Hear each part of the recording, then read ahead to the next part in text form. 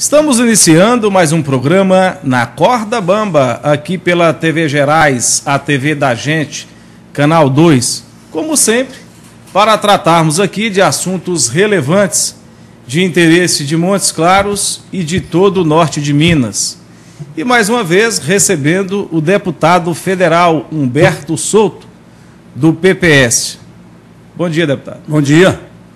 Deputado, para que a gente inicie esse bate-papo, gostaria que se fizesse aí um balanço das ações aí do seu mandato, do seu retorno à Câmara dos Deputados, para defender naturalmente os interesses de Montes Claros e de toda a nossa região. Eu tenho a impressão que as pessoas estão acompanhando através da imprensa aquilo que nós estamos procurando fazer. Quando você assume um mandato como suplente, embora você seja um deputado para todos os efeitos, as suas ações não são as mesmas. Você, quando chega na Câmara, os cargos principais já estão tomados, as pessoas não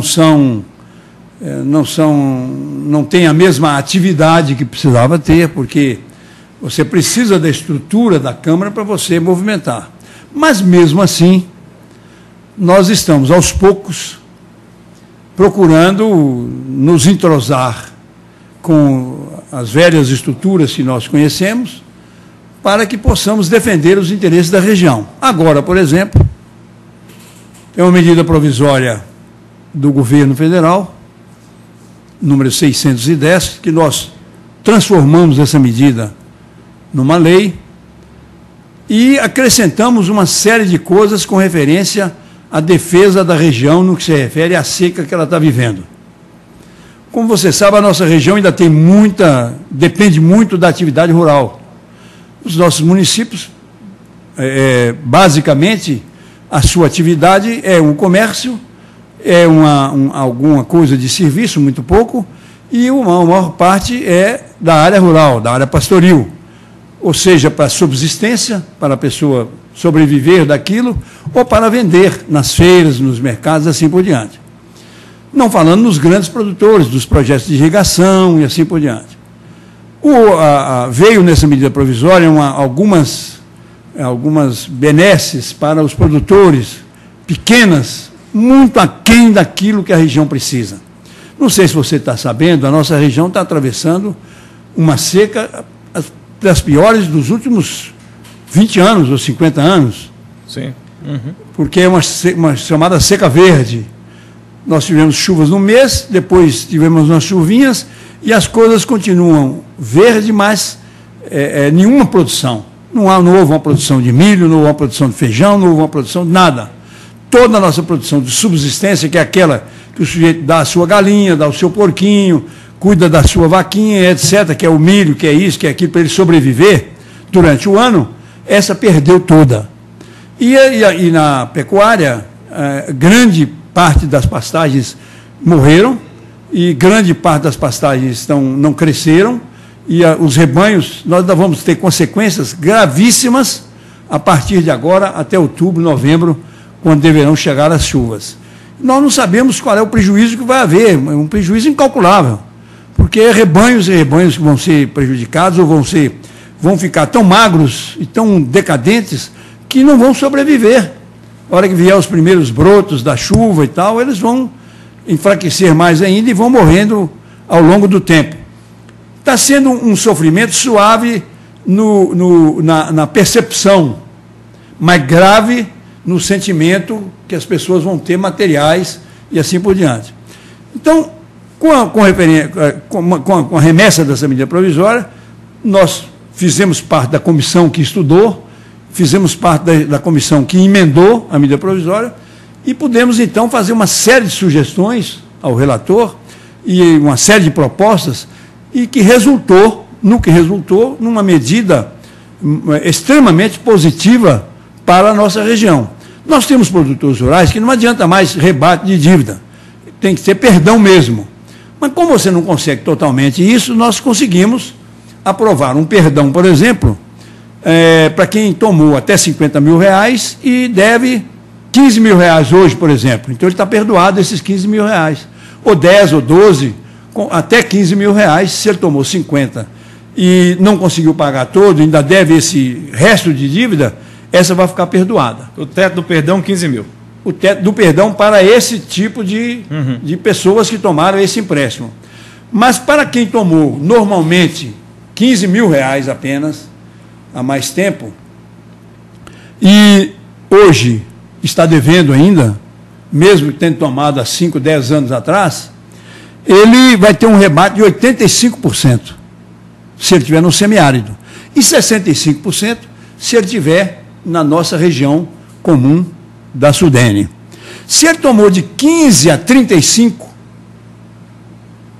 anteriormente, até 2006, ele vai ter um rebate, se ele estiver no semiárido, que aqui nós temos municípios que estão no semiárido e outros que não estão. E outros que não. Ele vai ter 75% de desconto, se ele tomou até 35%, e 45% se ele estiver nas outras áreas que não são semiáridas. Se ele tomou de 35 a 100 mil reais, que é uma conquista, não tinha isso, limitava-se a 35 mil reais, qualquer assunto que fosse discutir, ele vai ter um desconto no semiárido de 50% nas outras regiões de 40% de desconto para ele acertar.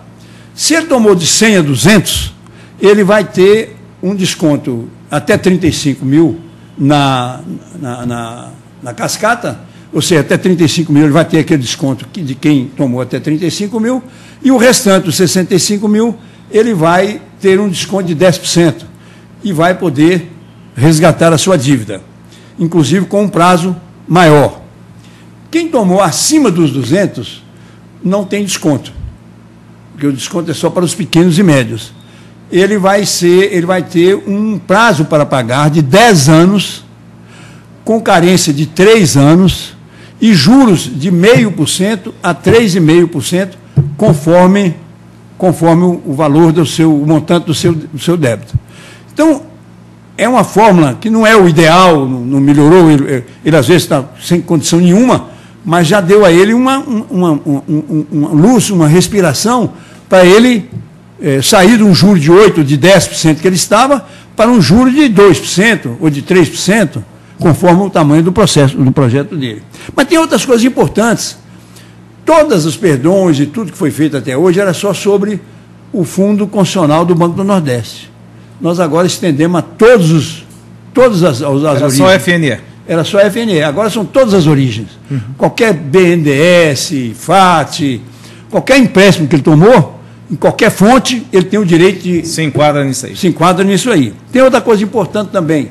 É que ele hoje pode, ele não tendo dinheiro para pagar a dívida toda, ele pode pagar uma parte. É o chamado amortização parcial. E entra nas vantagens.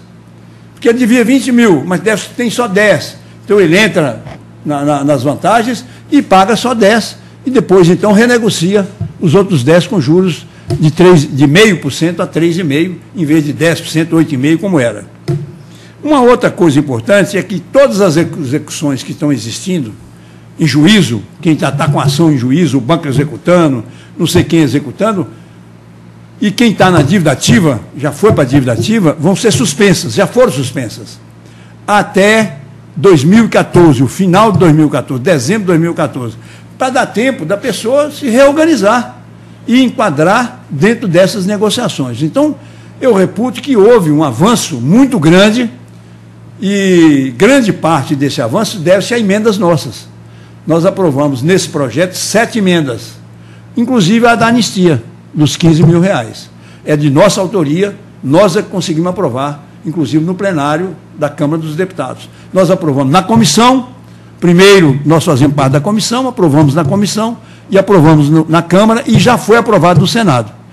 A menos que a Dilma vete, que a presidenta vete, nós teríamos um avanço muito grande para resolver um problema aí de 1 milhão de pessoas no Nordeste todo, grande parte aqui em Minas Gerais. Eu acho que foi um avanço. Nós podemos melhorar, mas foi o que nós conseguimos, inclusive graças às nossas emendas. É muito importante esse aviso que você está dando em primeira mão para a região. Deputado Humberto Souto, e as demais ações do governo, do poder público estadual e federal para amenizar os efeitos da seca em nossa região? Eu tive numa reunião em Francisco Sá, não sei se você estava lá, quando nós fomos reivindicar a duplicação dessa rodovia daqui para Francisco Sá, para o Rio Bahia, porque ela está intransitável. Sim. E nessa oportunidade, uma pessoa lá anunciou, parece que foi nessa oportunidade, não foi? Ou foi na AMANS, numa reunião da AMANS, algumas pessoas avisaram que o governo estava aprovando 9 bilhões de reais para amenizar a seca. Eu fiz um discurso dizendo, essa conversa de dizer que tem 9 bilhões quando tem a seca, tem não sei quantos trilhões, isso nunca chega. Nunca chega ao produtor rural, nunca chega à região. Nós estamos aí com problemas graves para resolver e não consegue resolver. Nós temos problema em todas as áreas de infraestrutura da região. Não resolve. O que falta para resolver, deputado? O que falta para resolver é vontade política. Todos os recursos do país hoje estão concentrados na mão do presidente da República. São 80% na mão do presidente da República e 20% nos estados e municípios. Então, essa ninharia, essa migalha que está vindo para os municípios e para os estados, não estão dando para cobrir as despesas. Os municípios estão em dificuldade. É isso que está acontecendo. Todo mundo está sabendo disso. Não é possível você desonerar, né?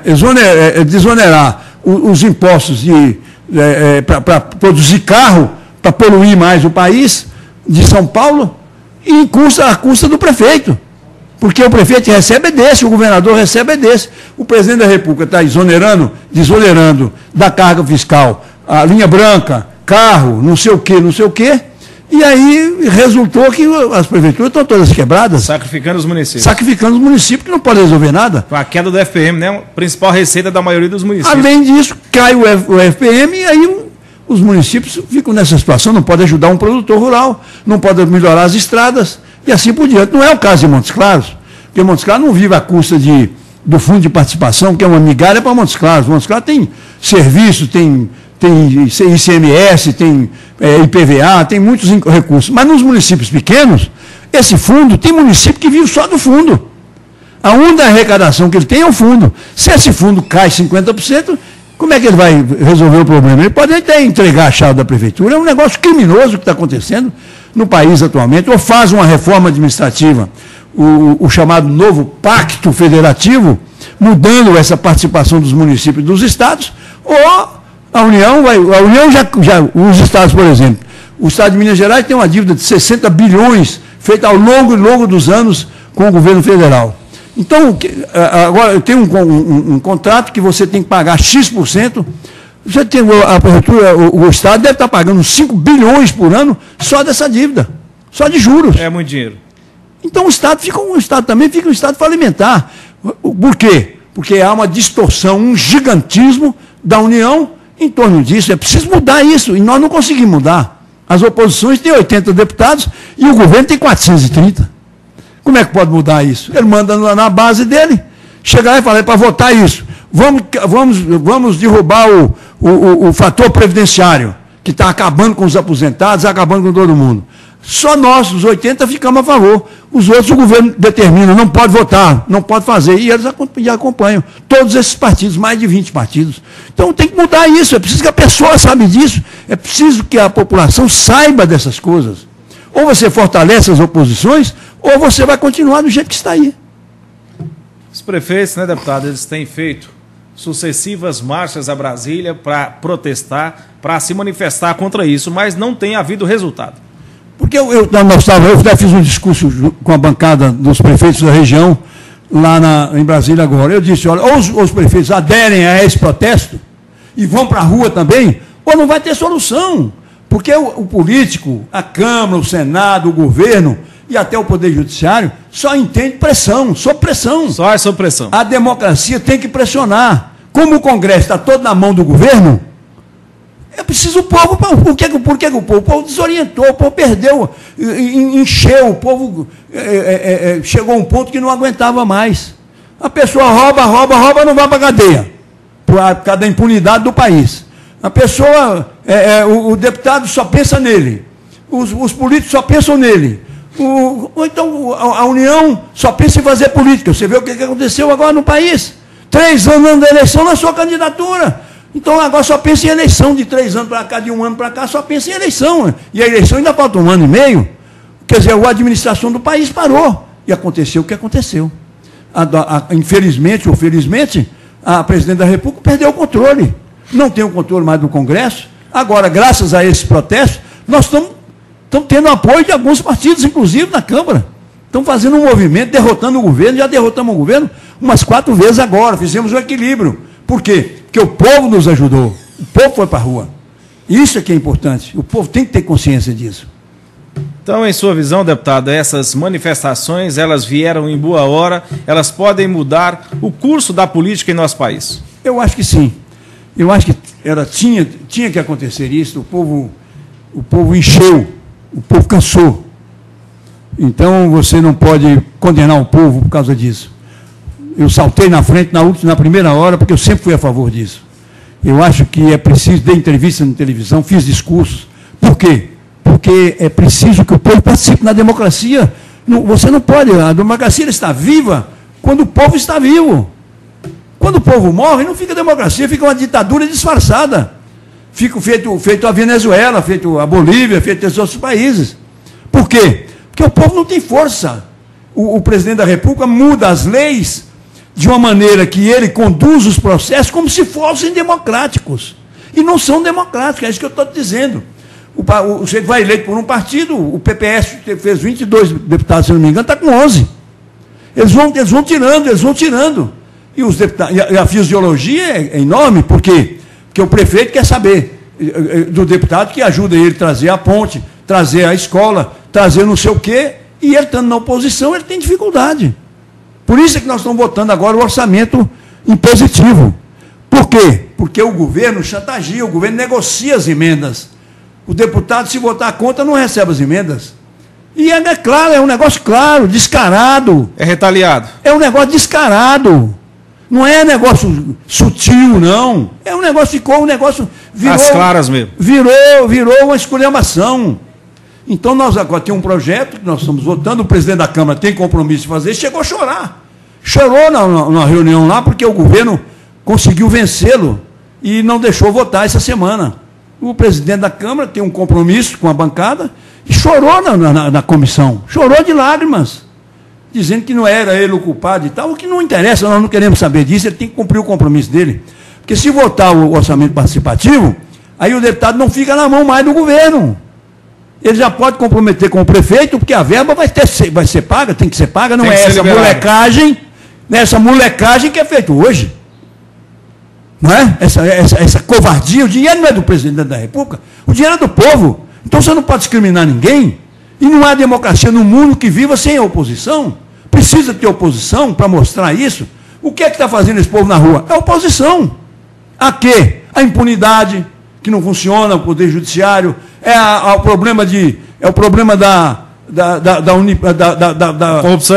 corrupção, é o problema da falta de atitude da Câmara dos Deputados, da falta de atitude do Senado.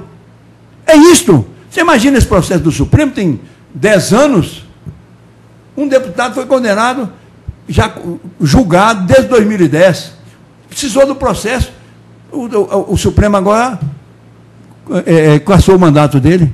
Por que não cassou em 2010? Fica um processo desse dormindo, o que acontece? Fica dormindo, aí vem a prescrição. Aí livra-se, o prefeito rouba, tem um processo, vai para o tribunal, fica lá 1 ano, 2 anos, prescreve. Então aí o sujeito continua roubando. Não dá para continuar assim, o povo explodiu, foi por isso.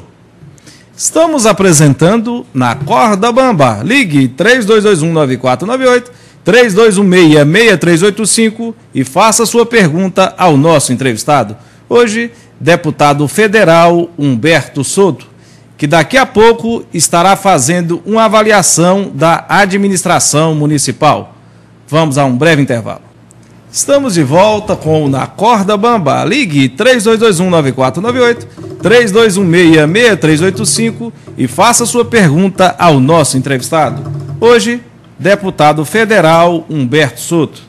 Deputado Humberto, já temos aqui diversas perguntas e vamos passar a fazê-las a partir desse momento. O Edson do Centro, ele diz aqui, o deputado está entrando na briga para a construção do anel rodoviário norte. Aliás, essa briga, né, para que o Edson e outras pessoas tomem conhecimento, essa briga é do deputado há anos, né, deputado? Muito tempo. nós já colocamos dinheiro, verbas, né, 2008, 2009, 2010. O presidente da República, quando veio cá inaugurar a ampliação da fábrica de óleo, ele autorizou fazer determinou fazer. O Zé Alencar... O presidente Lula. O Zé Alencar ficou, coitado, não é desmoralizado, mas ficou desautorizado, porque disse que não viria em Montes Claros se não fizesse o anel, morreu sem fazer o anel. Eu lutei, fiz emendas, fiz tudo, briguei com o diretor do DR, uma vez em Januária, discutindo com ele, porque o processo estava pronto no DENIT, ele falava que era DENIT, que era DNR, era DR. O certo é que agora o governador colocou nos caminhos de Minas esse anel, uma verba para ele.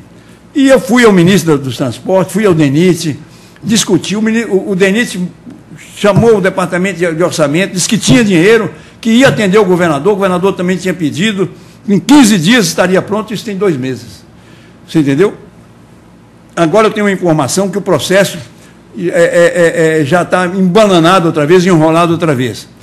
E que depende do governador, o governador fala que depende do DENIT, o DENIT fala que depende do governador, é um negócio que ninguém entende. Agora, a má vontade de quem nessa história, Humberto? Não tem má vontade, eu acho, porque é uma BR. É uma BR, então sendo uma BR seria federal. Mas, como é uma BR que passa dentro da cidade, também está afeto ao problema do município e ao problema do Estado. Então fica essa dificuldade. Mas agora, eu encontrei com o governador essa semana e falei com o governador, nessa verba que eles deram, que vão dar 50 bilhões, nessa pressão, em decorrência da pressão do povo, eles disseram que vão dar, porque a pressão do povo é muito por transporte coletivo. Sim. Não tem metrô, o metrô de Belo Horizonte não recebe dinheiro há 20 anos, é um negócio de louco. Então, ele prometeu, a presidente prometeu dar 50 bilhões para a chamada mobilidade urbana. Seria metrô, seria isso, seria aquilo. Então, eu perguntei ao governador se não seria o caso de incluir o anel rodoviário de Montes Claros nessa mobilidade urbana, porque está dentro da cidade e entrosa com 2 BRs. Então, é importantíssimo isso. E tira essas carretas que estão acabando com o centro da cidade, já acabaram. Então, ele me disse o seguinte, Humberto, eles estão querendo colocar essa verba só para as capitais e para as grandes Belo Horizonte e grande São Paulo, assim por diante. Mas eu vou pegar a sua sugestão e vou tentar. Mas eu estou dizendo que eles já nos avisaram que é só para as capitais e a grande Belo Horizonte e assim por diante. Mas eu acho que nós temos que continuar lutando. Eu vou voltar novamente ao DENIT, vou voltar a pedir nova audiência ao ministro dos Transportes para saber o que houve. Porque eu fui lá tratar dessa estrada daqui para Rio Bahia, que acabou daqui para Francisco Sá, a estrada de Januária, de Itacarambi, Manga, também que não começou, e um trecho de Manga para Montalvânia, que também está sem fazer. Eu vou cobrar. A minha função é cobrar. O deputado não faz a ponte, o deputado não faz a estrada. O deputado cobra. E, modesta parte, eu tenho cobrado. Você lembra quando eu voltei para a política do tribunal, essa estrada daqui para Belo Horizonte, eu reuni a bancada toda, fizemos um trabalho e conseguimos fazer uma nova estrada daqui para Belo Horizonte. Eu acho que eu vou convocar essa bancada novamente, convocar, não tem poder para isso, vou convidar os deputados estaduais, os deputados federais e vamos começar o movimento novamente para ver se esse anel rodoviário sai. E a BR-251, deputado Humberto Souto, essa novela que ninguém sabe... A informação do ministro é que tem um projeto que está sendo feito, mas é uma obra que fica em 900 milhões de reais, que acha muito difícil sair de uma vez, mas o projeto está sendo feito, já é uma vantagem, o projeto está sendo feito. E nós pedimos a ele que, pelo menos daqui a Francisco Sá, começasse a fazer uma nova estrada nesse trecho, que é onde realmente está pior. Deputado Malveira da Exurbe, ele o parabeniza dizendo que o deputado é um deputado muito honesto, que nunca roubou. Sim, eu não tenho comentário para fazer, eu aceito o elogio e aceito a afirmação do nosso querido Malveira da Exurbe. Malveira, um abraço, muito obrigado pelo seu elogio. Realmente, a gente está na faixa daqueles que entendem que a política, a gente entra na política quando tem vocação para servir, e não quando tem vocação, como está acontecendo ultimamente, para se servir. Os políticos hoje entram na política para se servir. Isso é que nos destaca realmente, porque nós tivemos como meta, desde o início da nossa política, desde que fomos vereador em Montes Claros, e deputado estadual e federal, e ministro do Tribunal de Contas a participar do processo público para servir e não para se servir. Deputado, o Lourão da Dengue, lá do Novo Delfim, diz aqui: quanto à reforma política, há a possibilidade nas eleições do ano que vem de o voto ser um só para todos os cargos e o voto ser distrital? Olha, eu sou a favor do voto distrital misto, que é um sistema da Alemanha, onde você vota a metade no distrito e a metade no proporcional. Mas eu tenho muito pouca fé que isso surja até as eleições, porque a eleição não pode alterar mais o processo eleitoral a partir de setembro. E nós estamos em julho. Você fazer uma reforma dessa magnitude até julho eu acho muito difícil. Mas, se depender de mim, tem que fazer, porque a reforma política é fundamental para mudar a forma de eleger as pessoas. Que enquanto você não separar o dinheiro do empresário, o dinheiro da eleição, enquanto as pessoas continuarem sendo eleitas através de empreiteiras, através disso, através daquilo outro, nós teremos esse quadro que está aí e não haverá alteração. Nós temos que fazer alteração na forma de eleger a pessoa. E uma forma de eleger a pessoa é o financiamento público e o voto em lista fechada, porque você não vota mais no candidato, você passa a votar no partido. E a cultura brasileira não é essa, então fazer uma alteração dessa não é muito fácil. Mas, se depender de mim, eu sou a favor da reforma política, sou a favor de tudo que for necessário para tirar o dinheiro da campanha política para você eleger pessoas idealistas que realmente queiram servir, e não pessoas que entram para resolver os seus problemas, os seus negócios, os negócios das empreiteiras, o negócio dos banqueiros, o negócio disso, o negócio daquilo. Se nós conseguirmos fazer isso, eu acho que será um grande salto. Deputado, as lideranças da região têm reclamado constantemente da nova Sudene. Essa Sudene, né, a antiga Sudene, foi importante demais para a nossa cidade no passado, mas hoje as ações dela não se fazem sentir. O que falar aí dessa situação?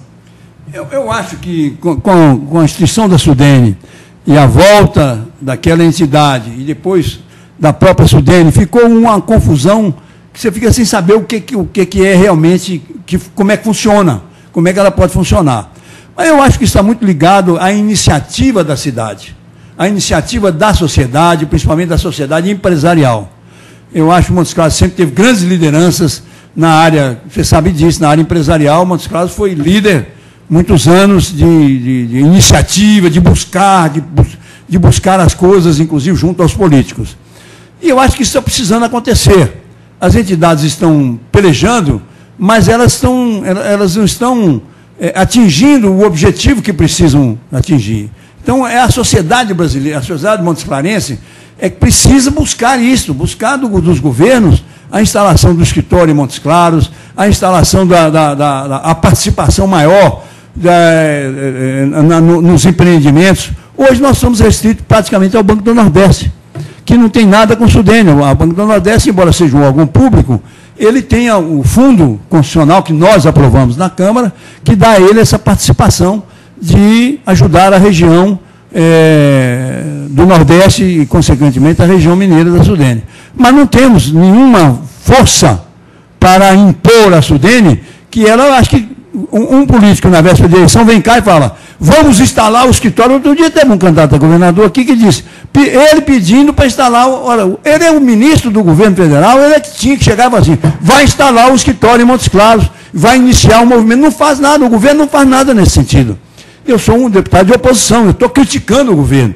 E fiquei estupefato quando vi um ministro de Estado, que é candidato a governador, chegar aqui e pedir a instalação do escritório, quando ele é que tinha que determinar a instalação do escritório da Sudene, porque ele é ministro do planejamento, do comércio, da indústria do comércio, está ligado diretamente a esse processo. Então, as coisas se inverteram. Quem tem que atender está fazendo o pedido. Eu acho que eu que tenho que fazer o pedido e ele tem que atender. Nesse aspecto, deputado, está faltando a união das lideranças políticas, classistas da região, para cobrar uma Sudene mais ativa do governo federal? Eu acho que a união é sempre interessante. A união é sempre necessária entre entidades, entre trabalhadores, entre empresários, por que não falar nos trabalhadores também, que tem força nesse processo? Isso beneficia os trabalhadores, abre indústrias, abre entidades e beneficia a todos. E dos políticos. Eu acho que eu estou aberto a qualquer convocação. qualquer pedido, qualquer solicitação que chegar a mim, mas eu não tenho sido utilizado. Eu não tenho sido utilizado. Tem faltado união das lideranças regionais, deputado? Não sei se é união, o que está faltando, se é vaidade, se é bobagem, ou se é mesmo omissão. O certo é que nós precisamos unir a todos. Os presidentes das entidades são pessoas muito capazes e tal. Eu acho que nós precisamos ser mais exigentes e menos puxa-saco. Eu acho que Montes Claros tem, com a potencialidade que tem Montes Claros, com a potencialidade que tem a região, nós devemos ser mais intransigentes com a omissão do governo na nossa região. E para isso nós precisamos nos unir mesmo. Mas não nos unir para falar amém, nem para fazer homenagem, nem para dar título de cidadão. Não. Nós temos que unir para exigir o que é de direito nosso. Porque nós pagamos impostos, nós trabalhamos, nós lutamos por isso. E não estou vendo isso acontecer. Deputado, a aprovação do projeto dos royalties do petróleo para educação e saúde significa o quê? Não é aquele projeto meu da destinação dos royalties. Houve um movimento no sentido de fazer com que os royalties, aqueles royalties que eu apresentei o projeto, que o presidente vetou e que depois a Dilma vetou, que era aumentando a participação dos municípios e que nós ainda vamos ganhar. Nós ainda vamos ganhar, está no Supremo. Se nós perdermos no Supremo, nós já temos uma PEC pronta para poder ser votada. Não se luta que os municípios vão ser. Isso é uma reforma fiscal. Já que não tem a reforma fiscal, eu estou fazendo a reforma fiscal através da minha emenda. Agora, desse produto, o governo e umas entidades, e nós todos, nós sentimos a importância de um país com educação. E nós, como o governo não destina dinheiro para a educação suficiente, esse dinheiro do royalty... E nem para a saúde. Esse dinheiro do royalty, em decorrência do nosso projeto, vai se destinar à educação, uma parte, e à saúde, outra parte. A nossa intenção era que fosse 50%, 50%. 50% para a saúde, 50% para a educação. Mas prevaleceu num acordo que seja 75% para a educação, que eu acho que é uma coisa mais fundamental, é a alavanca de qualquer país, e 25% para a saúde, que já é um bom dinheiro também para a saúde. Mas nós não conseguimos aprovar. Nós aprovamos o projeto da Câmara, que dá 198 bilhões para a educação. E o governo mudou no Senado, através do Senado, o governo é que mudou, que o governo, aqui a maioria que eu falo com você, mudou, diminuindo esses índices para a saúde, passando para 9 bilhões em vez de 180 bilhões. Então aí, a Câmara, nós não aceitamos, e quando o PT e o governo viu que ia perder, que nós íamos manter o voto que a Câmara tinha sido aprovado, aí eles saíram do plenário, fizeram a obstrução e não deixaram votar. Devemos votar terça-feira e devemos ganhar, voltando o que nós aprovamos na Câmara, que é um valor maior. Tem uma diferença, ele acaba com um fundo. Pegamos o dinheiro todo desse fundo e jogamos na educação e na saúde. E eles dão apenas o dividendo desse fundo. Ora, na situação que está a saúde, na situação que está a educação brasileira, não pode esperar 20 anos o rendimento desse fundo para poder melhorar. Nós temos que jogar, injetar um valor grande para que a educação e a saúde possam efetivamente corresponder ao desenvolvimento do país. O governo federal, deputado, propagandeia demais, mas investe pouco na saúde. Olha, o per capita do Brasil deve ser um dos menores da América do Sul. Não é do mundo, não. Então, o problema é de gestão? É de gestão. O que quer dizer isso? Precisa de uma melhor administração da saúde no Brasil? Precisa. Mas é também um problema de recursos. Se não tiver recurso, você não pode pagar um médico R$2 por uma consulta e achar que vai ter consulta. O médico vai fingir que atende e o cliente vai fingir que foi atendido. É uma mentira. E o governo finge que paga. E o governo finge que paga. Então é preciso mudar esses critérios, esses parâmetros da saúde, reformular a saúde. Não é importando médico de Cuba para fazer política que você vai ter isso, não. Você vai ter isso, valorizando o médico brasileiro, pagando bem o médico. Fazendo um plano de cargos e salários. Reestruturando os hospitais, dando estrutura para ele trabalhar. Porque não adianta você pôr médico, também importar médico aí de Cuba, e chegar e você não tem lugar de trabalhar. Ele vai fingir que vai atender vai ganhar o dinheiro do povo e o sujeito vai ficar sem a saúde do mesmo jeito. Então, eu acho que tem que fazer uma reestruturação completa na saúde no Brasil para que ela funcione. O SUS é muito bom. O SUS foi a salvação desse país. Se não tivesse o SUS, nós estaríamos muito pior. Mas você precisa valorizar o SUS. O SUS não está sendo valorizado. Os valores dedicados ao SUS são muito inferiores. E resultam de quê? Numa saúde caótica, com as pessoas morrendo na fila, morrendo nos hospitais, porque não tem assistência, não tem condições de dar assistência. Não é só o tamanho do hospital, não. É recursos mesmo para o hospital funcionar. Além da politicagem que ainda aparece para prejudicar a Santa Casa, para prejudicar os hospitais que estão carregando a saúde nos ombros. Estamos apresentando Na Corda Bamba. Ligue 3221-9498, 3216-6385 e faça sua pergunta ao nosso entrevistado. Hoje, deputado federal Humberto Souto, que no próximo bloco estará fazendo uma avaliação da administração municipal em Montes Claros. Vamos a mais um breve intervalo. Estamos de volta com o Na Corda Bamba. Ligue 3221-9498, 3216-6385 e faça a sua pergunta ao nosso entrevistado. Hoje, deputado federal Humberto Souto. Deputado Humberto Souto, vamos dar sequência aqui às perguntas dos nossos telespectadores.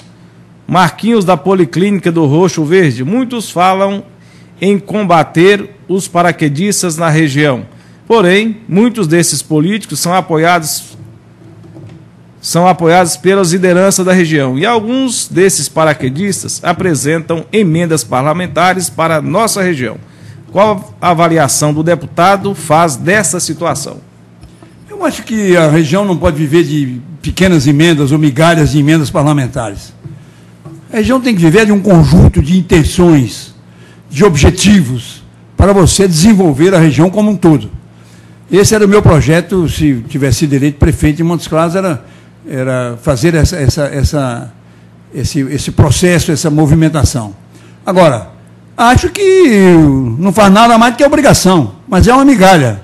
É uma migalha que não resolve o problema, primeiro, que o governo não paga, segundo, porque demora a sair e assim por diante. A não ser que seja uma coisa programada, vamos fazer a BR e tal. Então vamos reunir a bancada toda e vamos dar a cada um tantos milhões de reais, e aí fazer uma BR, ou fazer um grande hospital, ou fazer isso. Mas você ficar atendendo apenas política, isso é politicagem da rasteira. Paulo Antônio do São José, sobre o empréstimo do Banco BNDES ao senhor Eike Batista, o PPS está tentando instalar uma CPI sobre o assunto. Qual a opinião do deputado? A informação que a gente tem é que isso é um escândalo absurdo, violento. É o protótipo, é o exemplo do desenvolvimento do Brasil hoje. É o fogo, é aquele fogo fato, é aquela coisa que você faz para demonstrar que o país está pujante, que o país está desenvolvendo, e nisso aí o dinheiro do povo foi enterrado. Bilhões de reais. Bilhões. E resultado hoje, o fogo apagou, só tem fumaça, e ninguém sabe o que vai acontecer, como é que vai ser, como é que vai resgatar o prejuízo que o governo teve. Então, o PPS está entendendo que precisa fazer uma CPI para apurar a responsabilidade, porque isso é um crime de lesa pátria. Você emprestar bilhões e bilhões e bilhões sem garantias suficientes. Eu tenho um poço que está dando tantos milhões de petróleo, foi olhar lá, não tinha petróleo nenhum. Você não pode... isso que a imprensa está dando agora. A gente não sabe a verdade disso tudo. A gente não sabe a verdade disso tudo. Eu sei que o pai dele, Eliezer Batista, pediu demissão do cargo do Conselho Fiscal das empresas. Então, eu acho que é um negócio muito grave e o PPS está correto e temos que fazer isso mesmo, é função da oposição. Maria Aparecida, Jardim Palmeiras. Há como se criar uma lei que confisque todos os bens adquiridos com dinheiro público roubado pelos políticos corruptos, quando estes forem condenados? Eu acho que sim. Eu vou até pedir a minha assessoria para olhar isso, porque se houver possibilidade eu vou apresentar. Cláudia Soares... Aliás, porque não tem nada mais justo do que os bandidos devolver o dinheiro que roubou do povo, porque isso é da educação, matou pessoas, matou criancinhas, é da educação, pessoas ficarem sem escola, é da violência que está aí assaltando e assombrando todo mundo. Por quê? Porque tem pouco policial, porque tem pouco efetivo. É por isso que está essa violência que está tomando conta de Montes Claros.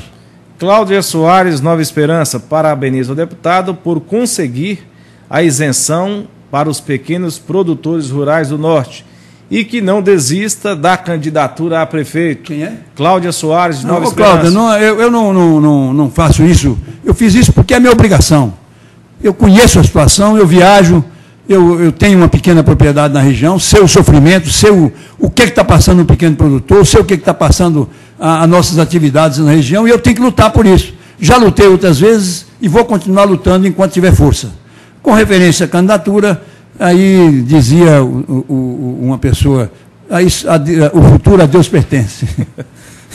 Deputado Humberto Souto, uma avaliação, deputado, da administração municipal, 6 meses de mandato. O que se pode dizer aí desse período? Olha, é muito complicado para mim fazer qualquer avaliação, porque eu concorri com o prefeito. E seria uma avaliação muito crítica, porque eu não entendo como é que uma pessoa diz que está economizando 8 milhões por mês dos funcionários que foram demitidos, das 2.000 famílias que foram demitidas, e não tapa nem os buracos na rua. Eu, outro dia, fiz uma viagem à Europa, numa organização internacional do trabalho, como observador, em Genebra, e saí de Genebra no mesmo dia e cheguei aqui, saí de Genebra de manhã e cheguei aqui à tarde. Coisa fantástica, graças às empresas aéreas e ao mundo atual. E fiquei estupefato. Quando eu entrei, desci no aeroporto, que eu desci, comecei a ver lixo por quanto é lado, e mato, e sujeira, e tristeza. Eu falei, ô, minha cidade. Você entendeu? Então, é esse o retrato de Montes Claros. Então, ou o prefeito está fazendo caixa, para a hora que tiver muito dinheiro já economizado em decorrência dos funcionários que foram demitidos e das coisas que não estão sendo feitas, porque a merenda está um negócio de louco. Dizem que a merenda uma coisa triste. A zona rural não tem uma estrada, não tem nada, não tem nada. A cidade cheia de buracos, cheia de mato, cheia de sujo. As escolas, as professoras invadindo a prefeitura, porque está um desastre. Então, eu não sei, ou você está juntando esse dinheiro para fazer um golpe psicológico. Eu vou juntar dinheiro aqui e depois eu começo a assaltar a rua. Eu acho que tem que fazer as coisas básicas. Você tem que tapar os buracos, você tem que limpar a cidade, você tem que limpar as praças. As praças estão um lixo, está um negócio sem molhar, sem jardineiro. Está muito pior do que o governo de Tadeu. É um negócio que não dá para explicar, não é? Com tanta promessa. Eu não vou falar nos viadutos, nas trincheiras, não vou falar no trilho, no VDL, VBL, não sei como é que chama. VLT. VLT, que é um negócio caríssimo, que corre sobre os trilhos que vai fazer. E eu não vou falar sobre a Bolsa Família, que tinha que ser complementada. Não vou falar sobre o ensino em horário integral, que você tem que contratar mais 1.000 professores, no mínimo. Você tem que ter lugar físico para fazer isso. Não vou nem comentar isso, porque isso aí é um negócio de mentira mesmo de candidato. Que nós condenamos isso na campanha. Eu não quero transformar aqui num palanque para dizer, mas eu estou dizendo o que está na cara das pessoas. O mato nas ruas, os jardins, o acolhimento da cidade, não é? A saúde pública, as coisas que precisam ser feitas. Os hospitais continuam do mesmo jeito, sem o atendimento é precaríssimo, as pessoas continuam morrendo nas filas. Então, eu acho que é preciso ter algum despertar. Não sei o que está acontecendo. Eu não sei o que está acontecendo. Aquele homem brilhante, aquele homem capaz de fazer tudo. Infelizmente, está muito pouco o prazo, é claro, são 6 meses só. Eu não quero condenar um administrador por 6 meses de administração. Mas eu acho que nós temos que fazer, ao invés de juntar dinheiro dos funcionários que eu demiti, para poder fazer um pool amanhã de obras e dizer que está fazendo muito e tal, eu acho que vamos fazer o básico, o feijão com arroz, vamos tapar os buracos, vamos limpar a cidade, vamos varrer as ruas, vamos cuidar da saúde, vamos cuidar das praças públicas que estão um feio. Quem chega em Montes Claros, está um horror. Um amigo meu veio a Montes Claros, Humberto, eu fiquei louco, fiquei escandalizado. Aquela lixaiada no meio da rua, espalhado no meio da rua, com lixo, põe lá a varredeira, varre a rua, enche um saco de folha, põe lá, fica 3, 4, 5 dias sem apanhar. Peraí, então eu acho que, se eu pudesse falar alguma coisa, eu dizia que fica muito ruim, porque eu disputei com ele, né? Mas eu acho que o básico, não é?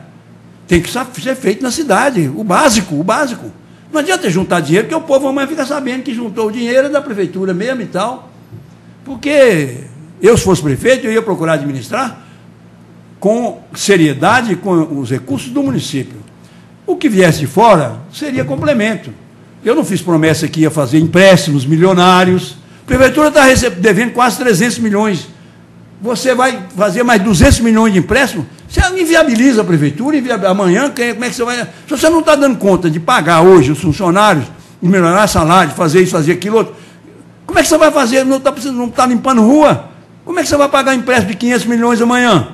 Então é um negócio sério que os vereadores têm uma grande responsabilidade nisso. Eu acho que é preciso voltar para dentro, cuidar da cidade, transformar uma cidade onde você possa viver. Uma cidade que você não fura o pneu toda hora nos buracos. Não dá para 6 meses, já dá para tapar os buracos. Aí daqui a pouco vem chuva. Aí já não tapou os buracos, vem chuva, aí não tapa mais porque está chovendo. Então eu acho que o mínimo possível, não é uma crítica, não é coisa nenhuma. É apenas uma tristeza com a minha cidade tão feia, tão suja, tão desprezada, tão deixada, tão relaxada, tão menosprezada pela administração pública. José Júnior, do Nova Morada, ele pede aqui para o deputado fazer uma avaliação da administração, já foi feita. E sobre o polêmico empréstimo feito por ele deve estar se referindo a esse projeto de 167 milhões. Eu já dei uma entrevista sobre isso. Eu acho que uma pessoa normal não faz o que o prefeito fez. Ninguém pode invadir uma Câmara. Eu não sei, o juiz ele fala que agiu pela deferência do juiz. O juiz não vai mandar ninguém invadir Câmara e ninguém votar uma lei à força. Não há juiz no mundo que faça isso, a não ser que até é louco. E o juiz não faria um negócio desse, eu tenho certeza que ele não faria. Então, você não pode invadir, você tem que respeitar, para ninguém invadir, porque senão amanhã os vereadores invadem a prefeitura e tiram ele da cadeira e senta lá. Ué, o que ele fez foi isso, ele tirou os vereadores de lá e pôs funcionário da prefeitura, pôs não sei quem, arrombou a porta, e um empréstimo, deu um tiro no pé, não existe o empréstimo, não existe essa lei, não existe coisa nenhuma, e nem Caixa Econômica vai emprestar um dinheiro se a Câmara ter autorizado. Isso é um negócio que foi mal conduzido politicamente, é um escândalo, para mim é um escândalo. Antônio dos Morrinhos, com a possível cassação do prefeito Rui Muniz, quem seria o novo prefeito? Seria Zé Vicente e sua gente? Não. Se fosse cassado o prefeito, nos processos que tem de cassação, são processos eleitorais. E com processos eleitorais tem uma nova eleição com os 2 candidatos mais votados. Que no caso seria Humberto Souto e Paulo Guedes. Maria de Jesus, do Antônio Pimenta, por que a Santa Casa não está atendendo direito nos planos de saúde? Mesmo com o plano de saúde, ficamos em filas durante 2 e 3 horas esperando. Eu acho um absurdo se está acontecendo isso. Eu não tenho nada com plano de saúde, nem nada com Santa Casa.